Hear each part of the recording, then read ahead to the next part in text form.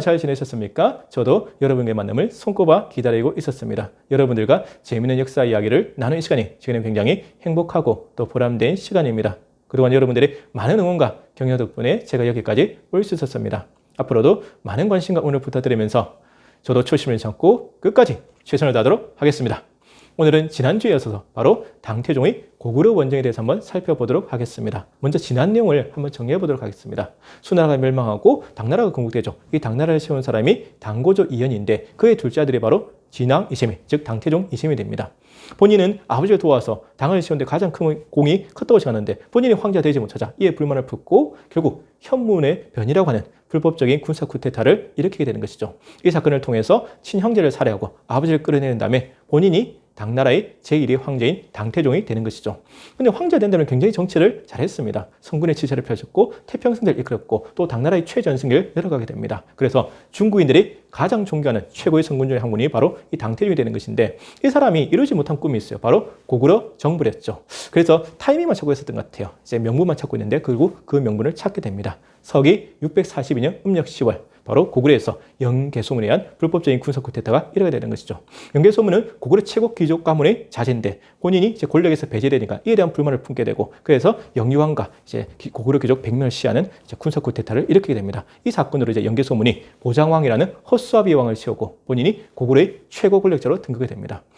이 사건을 이제 빌미로 삼아서 당태종이 영계소문을 벌하겠다, 이를 바로잡겠다는 명분으로 출병하게 되는 것이죠. 그래서 645년 바로 당태종의 이제 고구려 원정이 시작됩니다. 근데 당태종은 굉장히 철저하게 이 고구려 원정을 준비했던 것 같아요. 굉장히 꼼꼼한 사람 같아요. 일단 수양제가 왜 패배했는지 그 원인부터 철저하게 이제 분석하고 복귀하게 됩니다.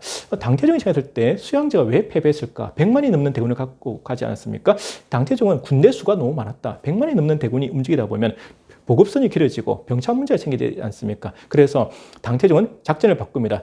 최강의 정예부대, 소수의 최강의 정예부대를 치겠다. 이렇게 생각하는 거죠. 그래서 수양제가 113만 3,800명이라는 사상 초유의 대군을 끌고 갔다면 당태종은 20만 명이라는 소수의 최강의 정예부대를 끌고 가게 되는 것이죠. 이 점에서 차이를 보게 된 것이고 또 하나 수양제 패배의 원인이 뭐냐면 당태종이 봤을 때 결국 수양제가 100만 대군을 끌고 갔다가 결국 어디서 발이 묶입니까?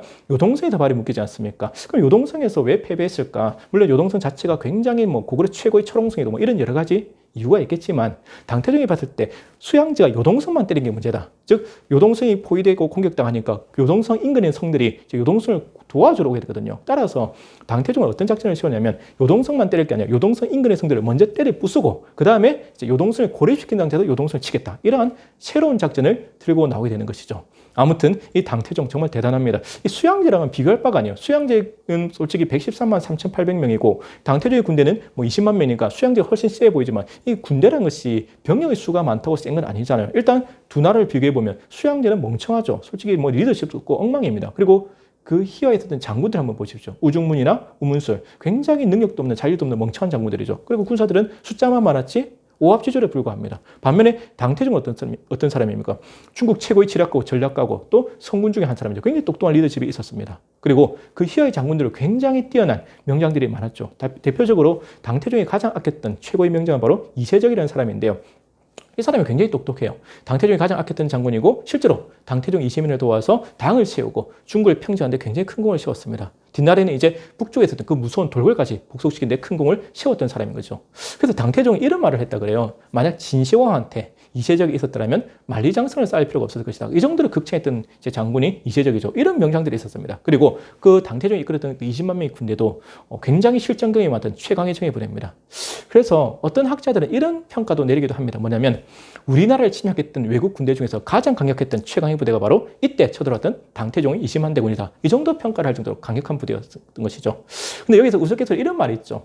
혹시 이제 군대를 갔다 온 남자분들은 많이 들었던 말인데 군기가 빠진 오합지졸들을 가리켜서 우리가 흔히 당나라 군대다 이런 말 하는데 저도 이게 굉장히 궁금했거든요. 근데 어디에서도 정확한 이유를 찾을 수 없습니다. 많은 썰들이 지금 시중에 돌고 있지만 정확하게 밝혀진 바는 없다는 거. 분명한 가지 사실은 뭐냐면 그 군기가 빠진 오합지졸을 가리키는 당나라 군대라는 말이 최소한 이 당태종이 이끄는 최강의 정예부대를 가리키는 말이 아니라는 것은 사실이었던 것이죠. 아무튼 이렇게 해서 당태종이 최강의 정예부대 20만 명이 이제 요동으로 쳐들어오게 됩니다. 그러면서 개전 10일 만에 이제 계모성, 신성 다 무너뜨리게 되는 것이죠. 그리고 마지막에 요동성을 포위하게 되는데 이 요동성 전투 결과는 어떻게 되겠습니까? 이 요동성이 수양제의 100만 대군도 울고 갔다는 그 요동성이지 않습니까? 정말 철옹성이에요, 철옹성.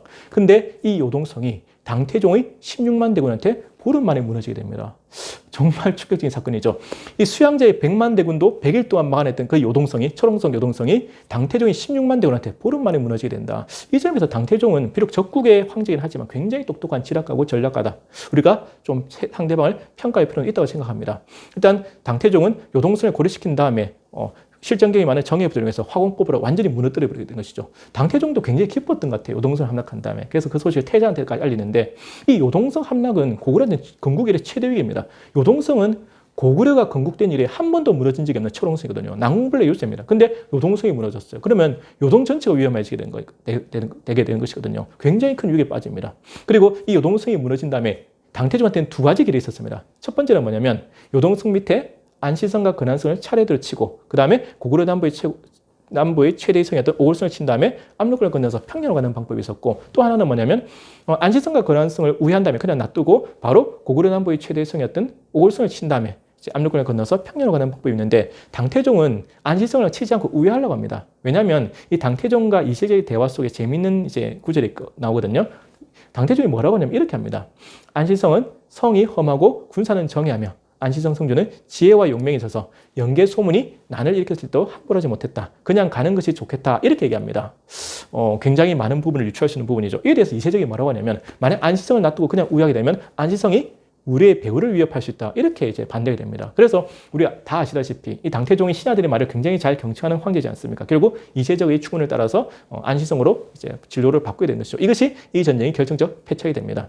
안시성은 성이 굉장히 작아요. 지금 영성자 산성으로 비정되는데 조그만 산성이고 지키는 병력도 한 3,000명에서 5,000명. 요동성을 지키는 병력이 대략적으로 한 2만 명으로 추정한다면 3,000에서 5,000명 훨씬 작은 성이죠. 그래서 그 누구도 당태종이 설마 안시성에서 패배할 거로는 아무도 예상하지 못해서 하지만 여기서 우리 민족 최고의 전투, 최고의 승리, 바로 극적인 반전이 기다리고 있습니다. 바로 그 유명한 안시성 전투가 다음 주에 펼쳐지게 되는 것이죠. 여러분들 많이 기대해 주시고 오늘 강의는 여기서 마치도록 하겠습니다.